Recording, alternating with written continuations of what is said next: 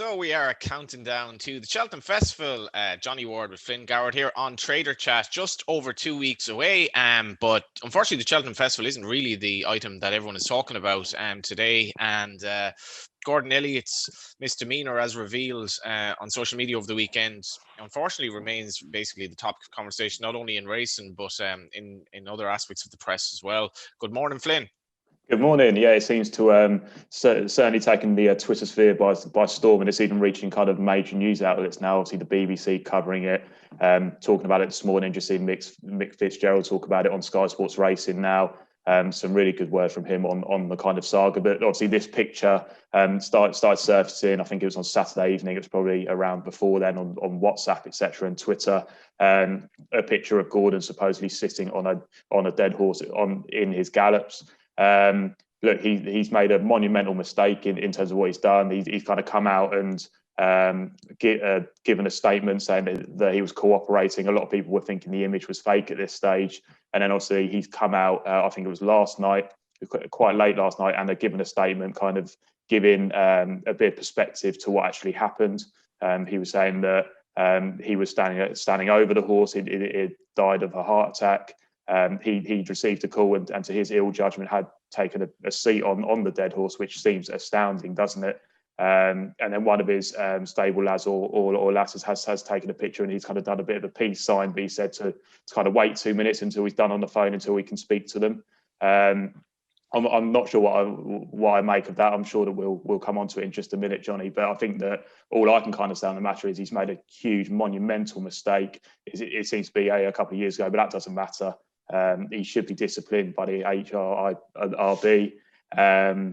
It's at the worst possible time for the sport. We're heading into March and we're going to be going into April for the Grand National. And this is the time of year where I certainly feel like when I'm speaking to family members or friends who don't like horse racing or don't agree with it for whatever reason, I find it's the toughest time of the year because you have all the kind of animal rights activists coming out, especially in April time, but also around March. It's probably the biggest time for national hump racing, and this is just the worst time for the perception of the sport, the integrity of the sport, for this picture to come out, and it's just really, really not good at all. I'm not a huge fan of the big lynch mob style Twitter when everybody just goes after him and everybody just wants blood because they're so angry. But when we kind of break it down to the nuts and bolts of what has happened, I don't view it as bad as some of the stuff that we've seen recently. When we look at the Charles Burns saga, allegedly drugging horses to stop them running on their merits and creating really dangerous situations, physical situations in races for other race riders, for other horses, which doesn't get as much as a spotlight as this has. I know that Gordon Elliott is a huge name and he should be caring for these horses the best he can, but I just want to put it into perspective a little bit that there is other stuff going on that I view to be worse than this. And I just don't agree with the whole lynch mob style Twitter really going after him and wanting blood. I think he should be disciplined very, very strongly. He'll lose his sponsors. It looks like Betfair are pulling out the yard. That's come out this morning. He's going to lose owners. You'd think that Cheveley Park especially will take their string elsewhere, really loving their horses and being a real stud base. I'm not sure what's going to happen with Jigginstown, but I think that they were looking to come out of the sport anyway, weren't they? So it's going to be really, really damaging for him, and it's going to be hard for him to pull back. But we'll just have to wait and see what happens and wait for the full investigation to come out. There's still a lot of questions to be answered, isn't there? Yeah, you've summed it up well there. I suppose you should just mention, obviously, with that Charles Burns situation, there still hasn't been any proof because of the lack of kind of security as to what happened there. And Charles Burns has gotten a 6-month ban, but unfortunately, the optics of the Charles Burns thing relative to this, I don't think they compare at all. And you mentioned Cheltenham. Flynn, racing has been on a PR back foot basically since Cheltenham last year. And I think that's quite harsh because I think the British government went ahead with Cheltenham and we went over there and it was an evolving situation and so forth. But whether we like it or not, Cheltenham was very bad publicity for racing last year. And the timing of this, you actually couldn't make it up. It's Gordon's birthday tomorrow for one thing, but Cheltenham is 2 weeks away. And if you add this into just make it so unfortunate for him in terms of timing, if you want to call it unfortunate. The IHRB is itself massively on the back foot after the shambles it was, the Charles Burns situation. Obviously, the starter at Naas as well, within the sport, put it under scrutiny. The Racing Post has been really hard hitting on the IHRB of late. And if you ever wanted the IHRB to be kind of taking something and looking at it in a sort of a benign manner, this is the worst possible time. I was aware as of Saturday that this image was real, and I was encouraged that Gordon Elliott, rather than he could have basically said it was doctored, and as most people seemingly, or at least many people, thought it was, but he did confront it, and his statement on Saturday night was pretty much an admission of guilt because he didn't deny the veracity of it. I don't think his statement Sunday night did him any favors, to be honest. And it's possible he doesn't even exactly remember what happened here. But the optics of this, I mean, the first thing that came into my head were those horrible, trophy photos you get of people killing an animal in the wilds, an endangered animal on the wilds in Africa. But then I started to think about my pet dog, and I was like, if you had a pet who died, how would you even be smiling in a photo with the dead pet? Not to mind sitting on top of it, and not to mind giving a V sign, and not to mind being in a photograph that was then subsequently shared. And the optics of this are absolutely horrific. Like, I think greyhound racing is in real trouble in terms of where it's going to be in the next 10 or 20 years. Last year in Ireland, there was a documentary on greyhound racing in Ireland, which I actually saw that. It was shockingly bad for the PR of the sport. But climate change is basically the only thing that's going to dominate discourse for the next 20, 50 years. But in tune with climate change would be what we're doing to animals in terms of their natural habitat. But animal welfare is going to become massive. And the animal welfare lobby in Britain is getting big. And if ever you wanted to give them something, you have basically given them all they can ever want, because this is one of the biggest names in racing, sitting on a dead horse, smiling and giving a V sign. And as much as I do have sympathy for Gordon, because I think it can be taken somewhat out of context. And if you ask somebody in the yard, he or she will tell you Gordon looks after the animals who are alive in an exemplary manner. The optics of this are absolutely awful for racing, and we cannot rely forever indefinitely on government support for a sport that involves animals who, in this sense, an animal was running around at the behest of humans and seemingly dropped dead on the gallops because he was trying to satisfy his human masters. And don't lose sight of that as well. The animal dropped dead in training, and then you have a trainer sitting on top of him. So I think it's bad. I think it's very, very bad. I do have some sympathy for Gordon because my dealings with him as a journalist, he's generally been great to deal with. He would do Cheltenham preview nights for nothing, whereas others would ask you for 4 figures just to turn up.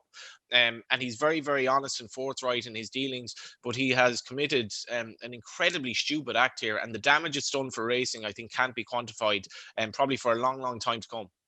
Yeah, and I think that's what's happened. He's had, I don't know, 10 seconds of. I'm sure that other stuff may have happened. I can't say it has, but when you see a picture like that, you'd have to think over the years, without any type of consequences happening, it might have happened. It just seems like a real 10 seconds of absolute stupidity.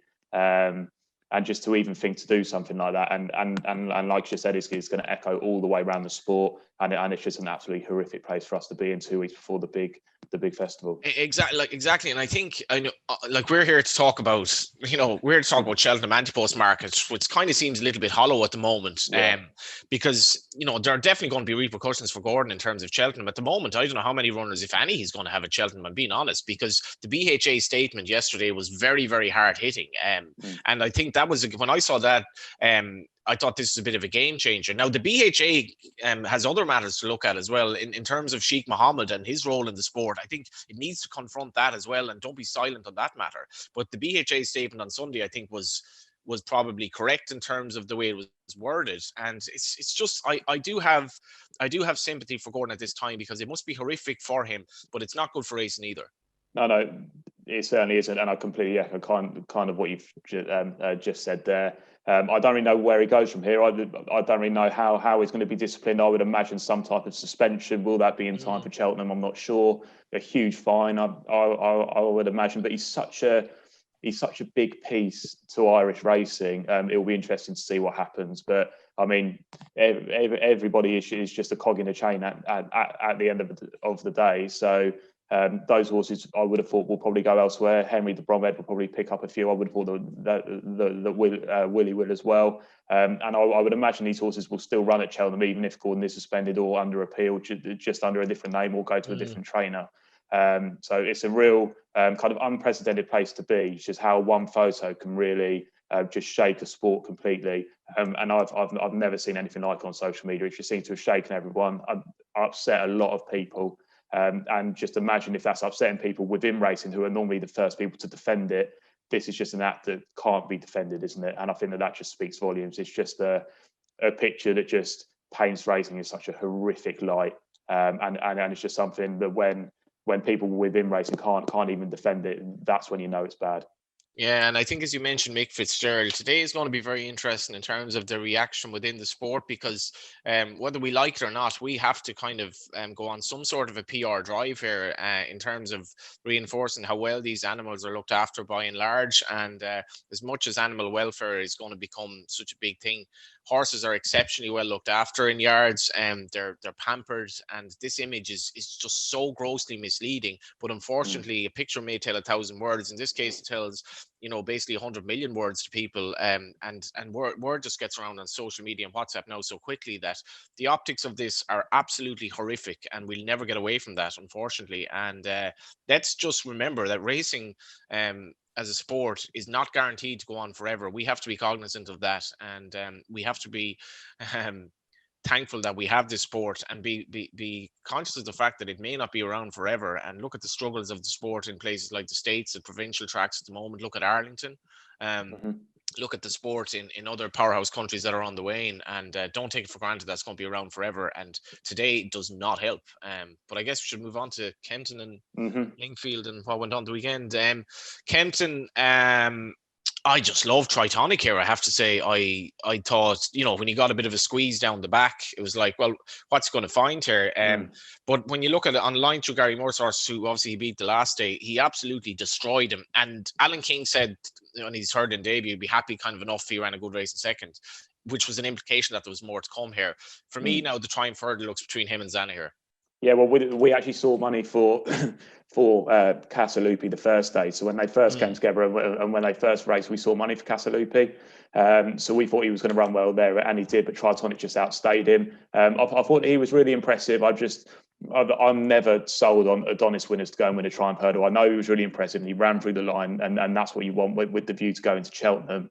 But I thought we even remember the winner of the race last year, who was all over for Cheltenham and then absolutely bombed Paul Nicholls' horse. Yeah, so I know it's a trend, but two of the last 12 Triumph winners have won this race, and then 5 of the last 12 have been over in Ireland. So this guy is very good, though.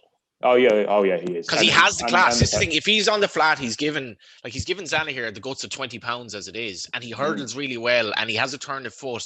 He just looks like, I love See the Moon as a stallion. I think he gets really genuine horses, obviously All Mankind as well. I cannot pick a hole in this lad, and you could say he had inexperience come to Cheltenham. Now he doesn't, because he's jumped at speed in an even better race, and he's just basically laughed at them. Yeah, and you think the ground's probably going to be good to soft, so that'll be perfect for him. Whereas the Irish horses coming over have obviously been running in very bad ground. I'm not saying that they won't act on it, but we certainly know that Tritonic will. So I'm not the biggest fan of his. Come on, Jordan. You've already had a go at Zana here. You wanted to take him on. Now you're taking on Tritonic. Only one of these horses can win the Triumph Hurdle, unless French Seal somehow justifies the fact that he hasn't been running of late. I'm not with you on this, son.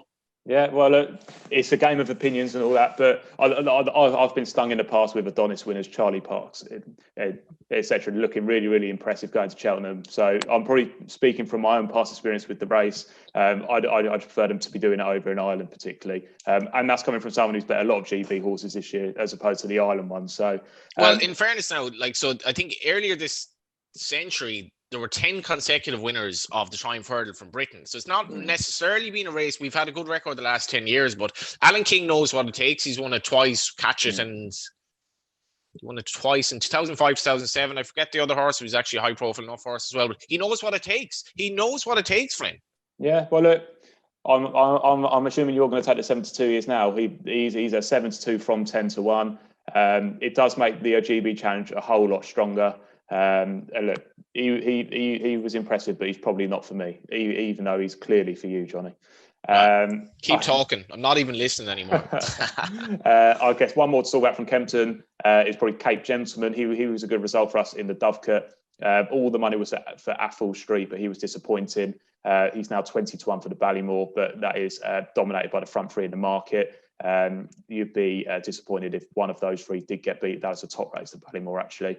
Then just to really quickly touch on Lingfield, the racing wasn't amazing this weekend. We're actually going to come on to some Cheltenham races in just a minute, but Lingfield, Forest of Dean was a very good result for us in the Winter Derby. Father of Jazz was all the rage. We couldn't stop laying Father of Jazz. He race not really run to suit, but he just wasn't good enough, to be fair. Yeah. Wasn't run to suit at all. But I mean, I think he had every chance, to be honest. So it was a real good result for us there. And then Moss Gill getting beat in the Hever Sprint Stakes was a good result for us as well. It was a really tough performance from Lord Ridderford there. But it was other than Tritonic, it was probably a pretty dull weekend's race. And so we'll probably touch on some Cheltenham Championship races now. We obviously get the handicap weights out today. We've obviously got the ongoing Gordon saga, so we don't know what's going to happen with his horses. So that's kind of going to be the talking point of the next week, along with the handicap weights coming out. But I thought it would be a good space for us just to touch on the championship races, where the anti-post books are at the moment, and where the losers are, what we won't want to be winning. We've obviously got a long time until Cheltenham starts. We've got 2 weeks, and that's a short time, but a long time in terms of when these bets come through, and it can change your book very, very, very quickly, especially these anti-post books. But I just want to start with the champion hurdle. So where we kind of sit for that at the moment, Boover there would be the biggest loser for us. We played him at 14-1. That was before his reappearance when he was beat by Navajo Pass. He's now sitting at the same price of us. He is bigger out there, but that's because we've obviously laid him and we don't want to lay too much more of him. Goshen would be the other big loser in the book for us. We've laid at a variety of prices, range from 8-1 all the way down to 9-2. He's now 4-1 poke with us. That's still top price Goshen after his performance the last day. We've also seen some nibbles for Abracadabra, which I find quite interesting. That a variety of prices. Yeah, Don McLean tipped him up in the Sunday Times yesterday. Like I can again, I'm not trying to preempt anything here, but there is a revolving situation. But back on decent ground, and Gordon's horses were out of form sort of over the Christmas. He's definitely a player. He nearly beat Shishkin. Remember, people shouldn't forget that. Yeah, and he would probably be one of my plays for the race. I really like him and Silver Streak. I think Silver Streak's completely underrated, just an unfashionable type of horse. Hence why I think he's completely overlooked in the market. He is not in the book for us, Silver Streak, which obviously I'm not too displeased with. But then Abracadabra would probably be another each way play. I think the horses at the front of the market in the champion hurdle are there to be taken on. Yeah. So moving on to the next day, the Champion Chase. We're yet to get Chacun Pour Soi in the book, and I think it's probably unlikely that we will until we get to the day, unless somebody knows of a different horse not going for the race and then they want to take the value where he is odds on. With these real short ones, we don't seem to see money until the day or a day before, when people are perming them up in multiples, etc. They don't want to have X amount of money on a really short price anti-post just in case it doesn't go. The risk and reward just doesn't kind of balance up in that space. So I would have thought that he will be the loser come the day, but at the moment he is not. Of the ones at the front of the market, Altior would be the biggest loser. We've laid him at 8-1, 9-1, and then 7s most recently. He'd be the horse we've taken the greatest number of bets on as well as being the biggest loser in the race for us. He's a pretty solid alternative to the favourite. I would like First Flow here, but completely ground dependent. He isn't in the book as of yet, but Altior would be the loser for us in the Champion Chase. I'm not sure about your thoughts on the Champion Chase, Johnny. Have you got any fancies here? Yeah, in fairness to Chacun Pour Soi, in fairness to last day, I thought he kind of answered questions in terms of doing it slightly differently, because he did come under a bit of a squeeze, and his jumping is so good. Now, if Altior and him happen to be sort of upsides or thereabouts, even between the second last and the last, I think we're going to have a hell of a race on here, because Chacun Pour Soi still hasn't tackled Cheltenham Hill, and Altior is obviously like one of the best horses to come off the bridle, basically full stop. But you are taking a bit of a kind of a chance with him, albeit at a price. At the moment, I'll probably sit and suffer. If I were compelled to have a bet in the race, it'd be probably Altior each way. Yeah, and I wouldn't put you off that. I'm not sure how many horses are actually going to go for the race, so it could cut up quite markedly. And I think when you look at the novice chasers as well, just to touch on those races, I think that they'll cut up big time. So if you were looking for an each way player, I wouldn't put you off any of those markets either. Just moving on to the Ryanair, obviously not one of the 4 championship races, but it's bang up there these days. Allaho is well and truly in the book here. We've laid him as big as 10-1. He's now 4-1 chance, so solid favourite. He would be the biggest loser in the race for us thus far. Min, Mellon and Sandcrow are also losers. So the punters are obviously thinking that it's going to be a race for the Irish, which you could say about most of the races, to be honest. I would imagine Ireland would be very short in the Prestbury Cup. The main GB contender here is Imperial Aura. He's a healthy winner in the book for us thus far. And he looks like the main kind of challenger for us over this side. But the Irish are the ones that they want to be on in the Ryanair. Moving on to the Stayers Hurdle, Cider Burley would be one of our biggest losers of the week when it comes to anti-post. We laid him at 20-1 in April last year, and I wouldn't mind that docket now, to be honest, because he's a 7-1 shot. He's been laid in between those prices as well, so we've seen a lot of bets for Cider Burley. Ran quite a nice trial over at Christmas. You would have wanted a little bit more from him, I think, if you'd bet him. But he's still a solid price, and he's probably going to be primed for the festival. But another one, he only runs at Leopardstown as you say, as a prep for Cheltenham. Anyway, I think that's kind of been well established at this stage. Yeah, so he'll be spot on, I would imagine. I was talking to Gavin Cromwell actually the other day. The winner of that race, Florian Porter, is in great nick apparently. So Gavin's horses were a little bit under a cloud. I think they were a little bit sick. So keep an eye on him. And obviously he may run Darva Star in the Arkle as well. If he goes, he'll be a massive prize. And don't forget, he was placed in Champion Hurdles. Yeah, of course. And just while we're talking about Florian Porter, I was just going to come on to him because he'd be a very good winner in the book, and we've not got him in at all. Time Hill, Roxana are other ones that we've just struggled to lay.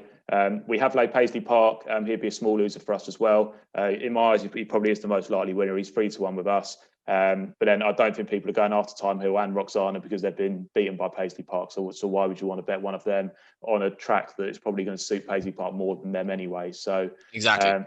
That would be the Stayers Hurdle for us. And then moving on to the Blue Ribbon event, the Gold Cup on the Friday.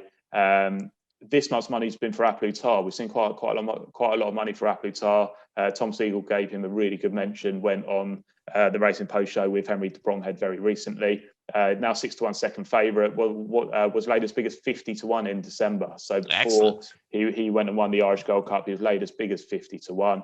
And then we laid a fair bit of 8-1 just after that. So after seeing around, a lot of punters were thinking that 8-1 was still value. So now 6-1 for the race. Who do you like now, actually? I'm pretty loose on the Gold Cup. I'll be completely honest. It'll be completely ground dependent for me. I wouldn't be against Aplutar. I wouldn't be against Royal Pagaille. I was going to come on to him just now. We saw a lot of money for him after he won at Haydock Royal Pagaille. That was in really bad ground. I thought he was uber impressive, the novice this year. But if it comes up good ground, I just wouldn't think he's going to be quite as impressive. I don't think he'll go through the race as well. But if the ground was going to be softer, I would really like Royal Pagaille. I think he jumps perfectly for a Gold Cup. He can sit and pop fences. He can sit in a big field, and then he can just kind of travel really smoothly. I think he's got so much class. But I would like to see a bit of cut in the ground, at least any part soft in the going description for him. But he would probably be my player about the 8-10-1 poke each way. Probably wait until the day to see what the ground's going to do. Yeah. But we did see a lot of support from him after his Haydock win, but then we haven't seen much since then. That seems to have dried up. But I think that might be a ground thing. Pardon the pun. The favourite album Photo, we haven't really laid much at all. He's not really a sexy favourite, is he? He's not one that people really want to go after. Which is mad considering he's going for 3 wins in the race in a row. I know, and sorry to go back to the Gordon thing again, but how sad is it that we're having to talk about the Gordon thing and we can't talk about a potential 3-time Gold Cup winner? We've got Album Photo, who's trying to emulate Best Mate, etc., in winning kind of 3 Gold Cups, and what story it was when Best Mate did it. Whereas it's not quite got the same build-up Album Photo, and I think it's because he just doesn't run very much. He obviously goes to Tremor and then comes here. But I mean, he's been impressive the last couple of years, but I think people are probably trying to avoid Album Photo because essentially this year's race is last year's race, but with some better horses in it, isn't it? When you look at Santini and the like kind of behind our Album Photo last year, this race looks very, very similar, but better. You got Aplutar, you got Champ, you got Royal Pagaille, you got more horses which are potentially going to come into the fold this year. So I think that's why people aren't going after him. But we did see late support for Album Photo last year, so it'd be interesting to see whether the real late money comes for Album Photo. Yeah. When it comes to this year. We will have Cheltenham Special start to go up at the back end of this week, so have a look at that.